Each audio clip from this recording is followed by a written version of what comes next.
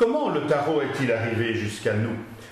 Eh bien, tout d'abord, le tarot n'est pas né fondamentalement à Marseille, mais né au Moyen-Âge dans toute une zone qui va de l'actuel nord de l'Espagne, sud de la France, au nord de l'Italie, zone dans laquelle nous retrouvons quelques lieux très importants qui ont contribué à la création du tarot.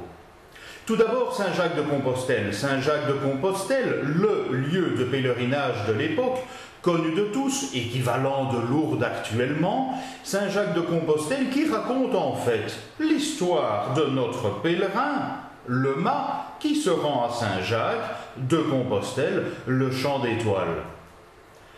Nous avons noté par Toulouse, dans le sud-ouest de la France, une zone en lien avec les Cathares. La religion cathare a effectivement marqué son temps, et toute une zone, bien plus d'ailleurs que la région dite cathare. Et cette religion aura marqué le tarot de Marseille, et nous y retrouverons certains préceptes cathares.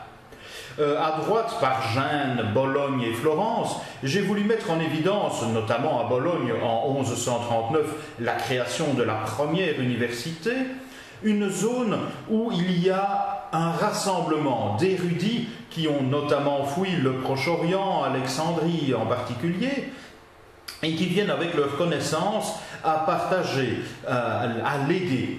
Nous aurons donc dans toute cette zone, dont Marseille est quelque part un centre, une plaque tournante, la création du tarot de Marseille, qui tout au fil des siècles s'enrichira de grands courants, de sociétés secrètes, discrètes, qui viendront mettre leur grain de sel, qui viendront rajouter leurs propres symboles pour enrichir le tarot de Marseille.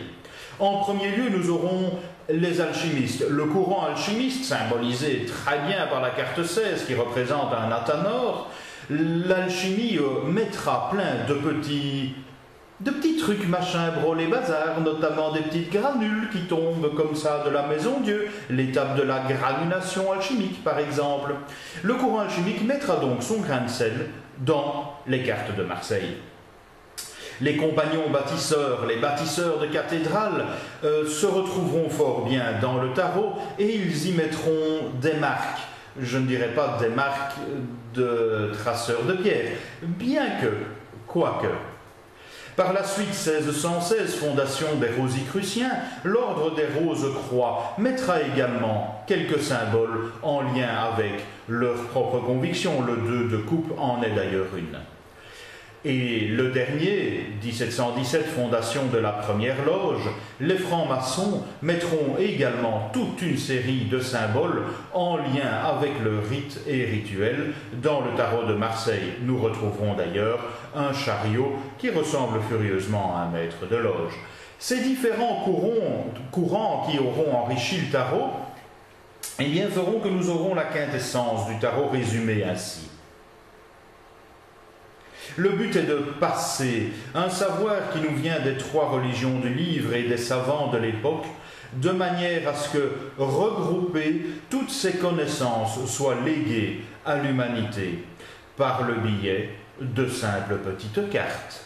Nous voilà donc avec le tarot tel qu'il nous est arrivé aux environs de 1760 à Marseille, où il sera édité par différents maîtres cartiers.